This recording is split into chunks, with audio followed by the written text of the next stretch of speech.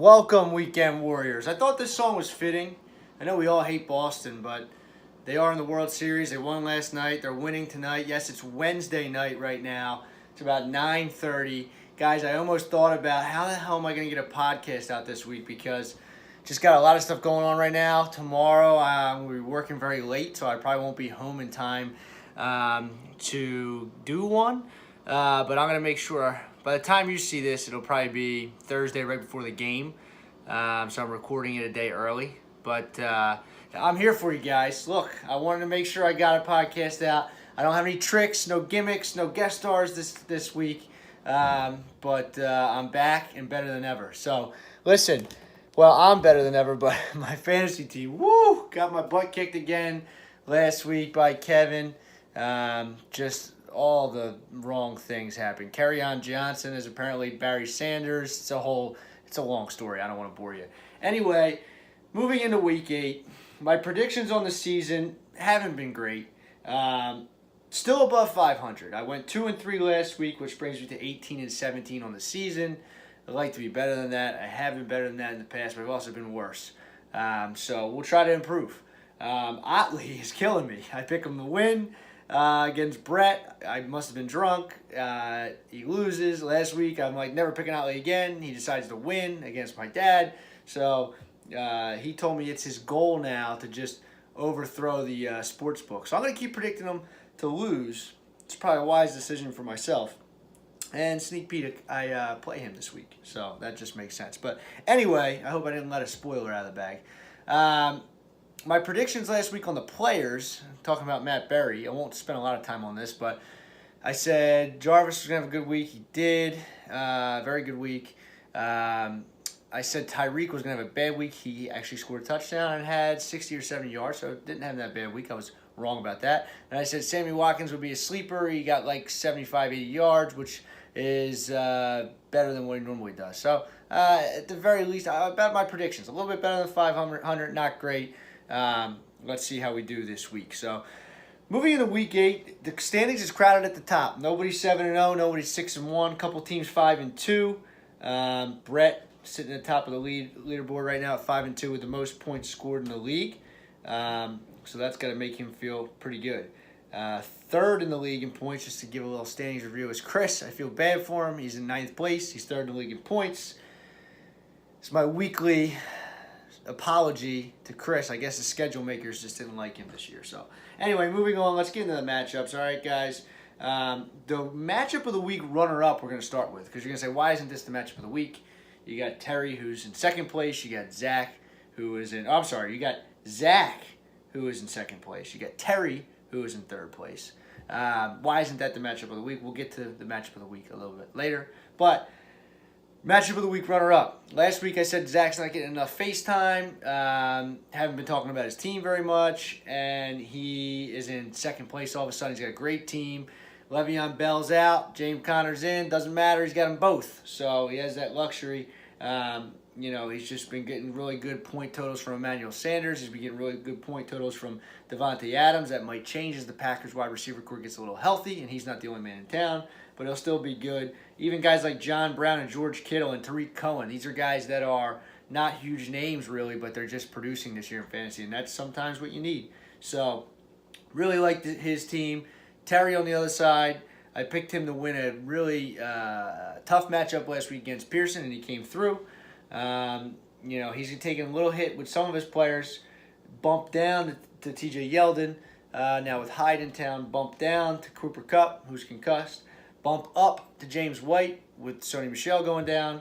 And bump up now to T.Y. Hilton, who is back and scored 2 touchdowns last week. So this is a really, really, really good matchup.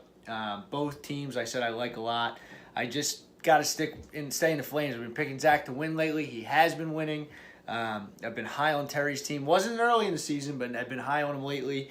But I think he takes a tumble here, and Saved by the Bell is going to win this week in Week 8. So moving on to the next matchup. Not going to spend a lot of time on this one. I got to be honest with you. I feel bad. Dean against Eating W's. Eating W's, I predicted him lose last week. His defense comes out, scores 32 points. Pat Mahomes, let's see how many points he had. 36. I mean, he's a cheat code. He's got Tyreek Hill. Now he's got Marlon Mack. Look out. I don't think he's a number 2 running back for the rest of the season. This week he plays Oakland. He's going to be great. Brett's at least found his number 2 running back for the time being. Dean is going to be without Zeke this week, which is just, he had a bad week last week, but, he's still Ezekiel Elliott anytime he's on bye. And looking at Dean's running backs, he's going to probably be playing Duke Johnson and Smallwood, maybe Crowell. He's got Tyler Lockett back from bye. No doubting Thomas, really liked him early on in the season, but unless he pulls a miraculous upset against Brett, he will fall to 2-6 and will be pretty darn close to mathematically eliminated, especially with the top of the standings the way it is. So, Dean, stick with it. Don't give up. I remember I was favored to lose week 2. I thought my season was over and I won a game. So you never know in fantasy football, but I'd be stupid not to go with Brett. He's on fire. This is an interesting matchup. Todd versus D's Nuts. Kevin, like I said, he's been really making some really good starts lately. He's, Lindsey, not a big name, played well. Kerryon Johnson, I really thought he was going to be good in the beginning of the year. He just had a lot of guys behind him. Now he's getting the ball, and he's producing. It sucked last week. I had Melvin Gordon. Remember I said I had perfect storm against me? I had Melvin Gordon, didn't play. He had Austin Eckler. He didn't have a great week. It's just the principle of it. He had my backup. He comes in. He gets 10 or 12 points. And that was just another reason why I got shellacked. Chris, on the other side of the coin, Todd Gurley. Is there anything you need to say about Todd Gurley at this point? He is the best fantasy player in the league. He's the best fantasy player probably since LaDainian Tomlinson. He's on auto, at least a touchdown, probably 2, maybe 3, maybe 4. Just best running back in the league on the best team in the league. That is what's keeping Chris afloat. And look, Chris's season's not over. If he beats Kevin this week, he'll have 3 wins, and he has a boatload of points. So he just needs to, keep winning. Let's jump back into the matchup. Chris, like I said, right now he's got Trubisky in his lineup. He's got Deshaun Watson on the bench. Deshaun's been a disappointment. Trubisky's been a highlight. It's like one of those things. Do you play the name or do you play who's hot? Chris gets Juju Smith-Schuster back this week. Diggs has been a little disappointing the last couple games, playing the Saints this week. I like him to have a nice week this week. If I was doing my starts of the week, Stephon Diggs would be in the category. But on the other side of the ball here, or the other side of the coin here, Kevin has Adam Thielen. Josh Gordon's been getting more involved in the offense. A lot of guys banged up in New England. He could be a focal point this week against Buffalo. And, Kevin still has Antonio Brown. Didn't need him against me last week. He was on bye. He is now back. So really, really, really close matchup between these two guys.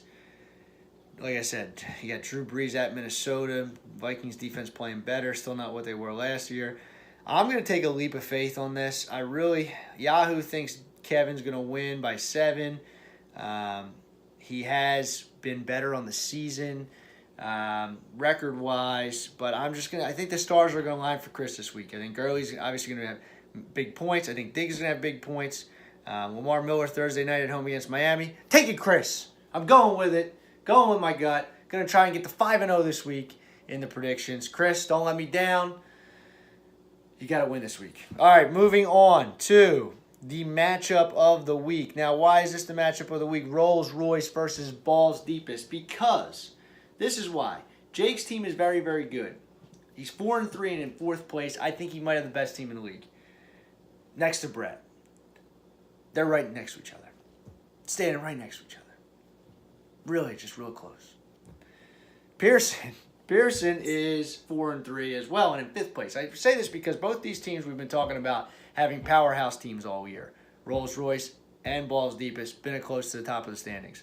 They play each other this week. The loser of this game will be 4-4. They will be on the outside looking in of the playoffs. If Kevin wins and Chris loses, there'll be 5 teams ahead of him, and I could be, believe it or not, long-lost Darnold six-pack could be 4-4 also and could be tied, record-wise with that team. So it's a big week for Rolls-Royce and Balls Deepest. I'm not saying it's a must-win. The loser of this game can still easily make the playoffs and have a good season, but it's a good – the winner of this game is going to be right in the thick of things, sitting pretty. I'm sorry, the winner of this game is going to be right in the thick of things, sitting pretty. The loser of this game is going to have to really hustle the rest of the season. So, look, I I could tell you about these guys' teams all day. They both have great teams. Pearson spent a lot of money on Chris Thompson. With Sony Michel out, it's probably a really good pickup if Chris Thompson plays. He's been injured. We'll see if he comes back.